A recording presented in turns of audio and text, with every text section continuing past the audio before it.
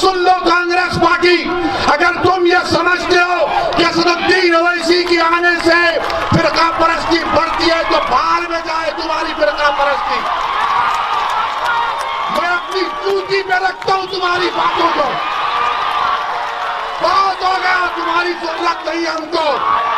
हमारी बर्बादी के राज, तुम्हारी दास्तानें तुम्हारे घर से शुरू होती हैं। और मैं गुलबर्गे की आवाम से कह रहा हूं, खुदा की कसम है तुमको, किसी से डरने की जरूरत नहीं है तुमको। अब किसी से डरने की जरूरत नहीं है आपको। अब कब तक डरोगे? क्या किया कांग्रेस ने कि नहीं ओवैसी आएगा, रे आएगा ओवैसी। जब तक जिंदा रहे इन तमाम को ओवैसी बनाकर मरेगा इंशाअल्लाह ताला। ये नहीं बोलना, वो नहीं बोलना। तुम्हारे आने से आरएसएस को फायदा होता तो फिर मोदी कैसे जीता 300 सीट? मेरी वजह से। पूछो, आप अपने आप से जवाब दो कि क्या गुलबर्गे की पार्लियामेंट की सीट पर आपने खड़गे साहब को वोट नहीं दिया? आपने बीजेपी को वोट दिया? यहां से बोलो, डरो मत। क्या तुमने बीजेपी को वोट दिया, खड़गे साहब को वोट दिया? तो फिर कैसा जीती बीजेपी? यहां से कैसा जीती? अरे कांग्रेसियों, तुम्हारे गिरेबान में गंदगी भरी हुई है। महासेवा करो, गर्दन जो मोटी हो गई कम करो, झुक के देखो, नजरें नीची करो। अब तुम्हारे पास इख्तिदार नहीं है, ना कभी आएगा इंशाअल्लाह ताला। और गुलबर्गे में इंशाअल्लाह ताला एक नई तारीख हम रकम करके रहेंगे। मैं आप तमाम से अपील कर रहा हूं कि आप हम दीवानों का साथ दो। आपने बरसों अक्लमंदों का साथ दिया। याद रखो गुलबर्गे की आवाम, मेरी सरदार मां और बहनें, मुझे माफ करना अगर मेरे अल्फाज आपको गलत में पैगाम दे रही है। बताने का मकसद यही है कि मंजिल अक्लमंद को नहीं मिलती। मंजिल अक्लमंद को नहीं मिलती, क्योंकि दिमाग बोलता मोदी से लड़ेगा, दिमाग बोलेगा शाह से लड़ेगा, दिमाग बोलेगा मर जाएगा, दिमाग बोलेगा जेल को जाएगा, दिमाग बोलेगा अरे कितनों से मुकाबला करेगा, दिल बोलेगा अरे हट बाजू, अब मौत के लिए मैं तैयार हूं, मैं जिंदा रहना चाहता हूं, मैं घुट घुट कर जिंदगी नहीं गुजार सकता, मैं बार बार पलट पलट कर पीछे मुड़कर नहीं देख सकता। अरे कौन आ रहा, कौन आ रहा? अब कोई कुछ आने वाला नहीं है। ना आसमान से फरिश्ते आएंगे, ना जमीन से कोई निकल कर आएगा। इस मुल्क में हमको अपने फैसले, अपने कुव्वत इत्तेहाद के ऊपर, संविधान पर भरोसा करके एक सियासी कुव्वत बनाना पड़ेगा। ये एहतजाज जो चल रहा है ना, ये CAA का एहतजाज, NPR NRC का एहतजाज जो चल रहा है, इससे सियासी ताकत हासिल करो, इससे सियासी कुव्वत हासिल करो। क्यों ऐसा ना हो जाए कि हम अपने मंजिल को तो पाले, मगर जो असल चीज से हम महरूम है बरसों से, हम उसको ना खो दें। मेरी इज्जतदार मां और बहनों, मैं बीजेपी के लोगों से भी कहना चाह रहा हूं, जो बार बार ताना मारते हमको कि भारत में तुम रह रहे हो, तो क्या हम तुमको कोई तकलीफ पहुंचा रहे? बीजेपी संघ परिवार के लोग बोलते हैं कि सबसे अच्छा देश मुसलमानों के लिए भारत है। भाई साहब, हम क्या किराएदार है यहाँ पे? हम क्या आपके रहमो करम पे रह रहे?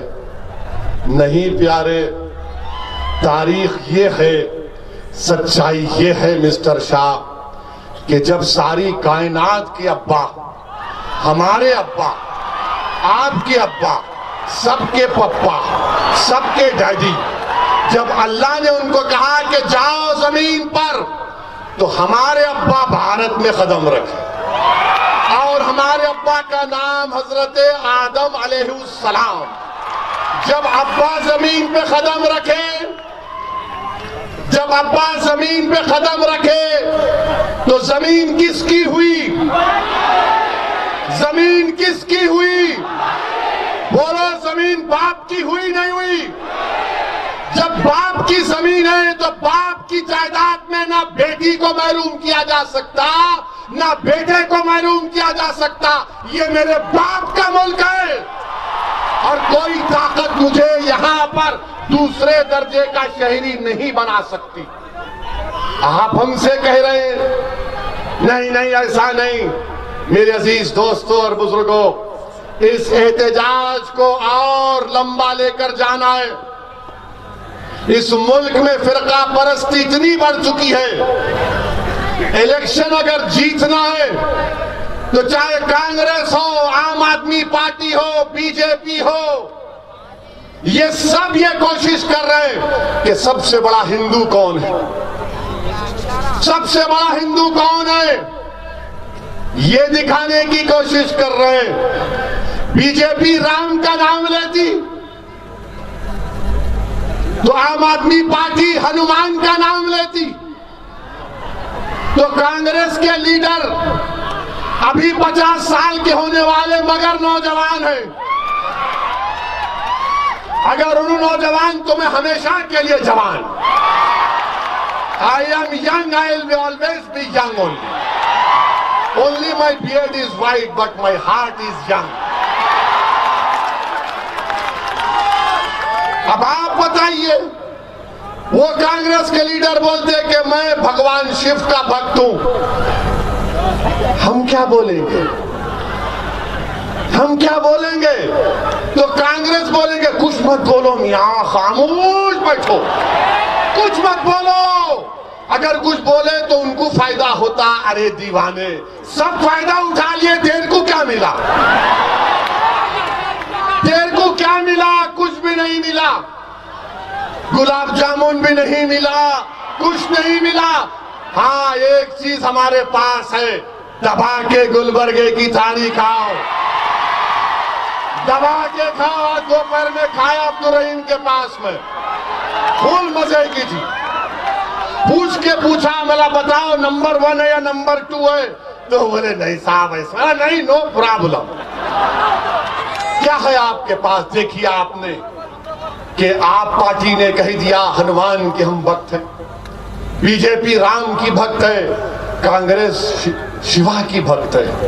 मेरे अजीज दोस्तों और बुजुर्गों, फख्र से बोलो हम मुसलमान हैं, डरने की जरूरत नहीं है। उन्होंने बोल सकते तो मजलिस भी बोलेगी कि हम भारत के मुसलमान हैं, अल्लाह को मानने वाले हैं, संविधान को मानते रहेंगे और भारत में बहैसियत मुसलमान हम अपनी लड़ाई को संविधान के दायरे में लड़ेंगे। ये अज़म लेकर आपको उठना, ये पैगाम आपको मैं देने आया हूं कि आप खामोश नहीं बैठा जा सकता।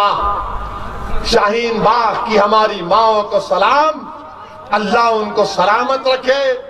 अमित शाह ने कहा कि आप आकर मिल सकते, तो पूरे शाहीन बाग की हमारी दादियों ने, नानियों ने कहा कि शाह हम कल 2 बजे आ रहे। तो गवर्नमेंट बोली नहीं नहीं नहीं आना। तो हमारे भी ज़ईफ माए, दादियां, नानी अल्हम्दुलिल्लाह, वो बोले नहीं हम आ रहे। और जिस किसी को हमारे साथ चलना हो, अब दिल्ली की पुलिस परेशान। बहरहाल मेरी इज्जतदार माँ और बहनों, मैं आपसे पूछना चाहता हूं अपनी बात को खत्म करने से पहले, क्या ये पूरा हजारों का मजमा CAA के खिलाफ है? यहां भी बोलो भाई, क्या आप CAA के खिलाफ हैं? क्या आप NPR के खिलाफ हैं? क्या आप NRC के खिलाफ हैं? क्या आप मोदी के खिलाफ हैं? क्या आप फिरका परस्ती के खिलाफ हैं? क्या आप सेकुलरिज्म को मजबूत करेंगे? क्या आप सेकुलरिज्म को मजबूत करेंगे? तो मेरे अजीज दोस्तों और बुजुर्गों, एहतजाज को पुरअमन तरीके से जारी रखिए। मैं फिर से अब्दुल रहीम साहब का और तमाम का शुक्रिया अदा करता हूं। अस्सलाम वालेकुम व रहमतुल्लाहि व बरकातहू।